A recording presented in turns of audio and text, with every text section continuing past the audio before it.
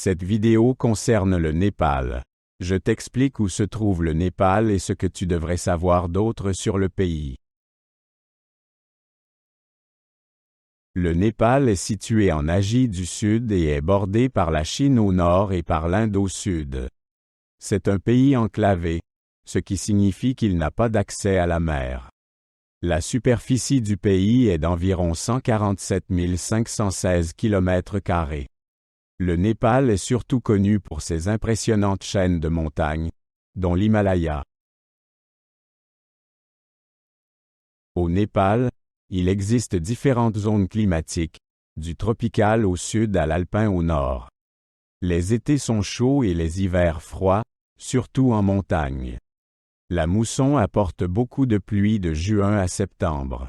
Dans les régions plus élevées, il peut faire très froid et la neige reste souvent présente toute l'année.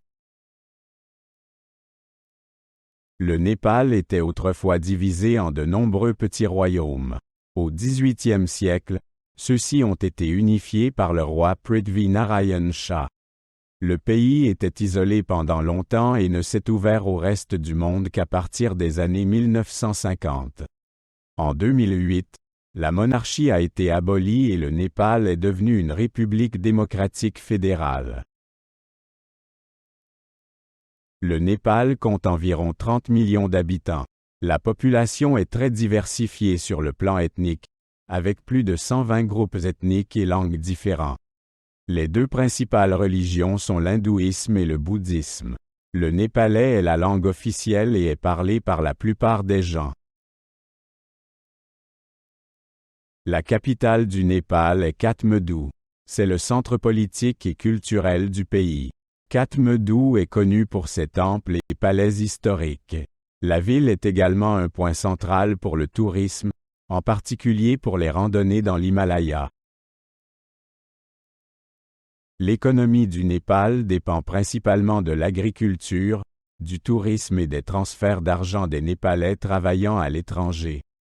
C'est l'un des pays les plus pauvres du monde.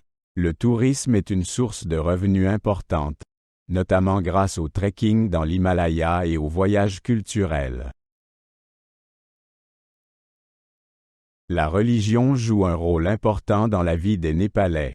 L'hindouisme est la religion dominante, mais il existe aussi une importante minorité bouddhiste.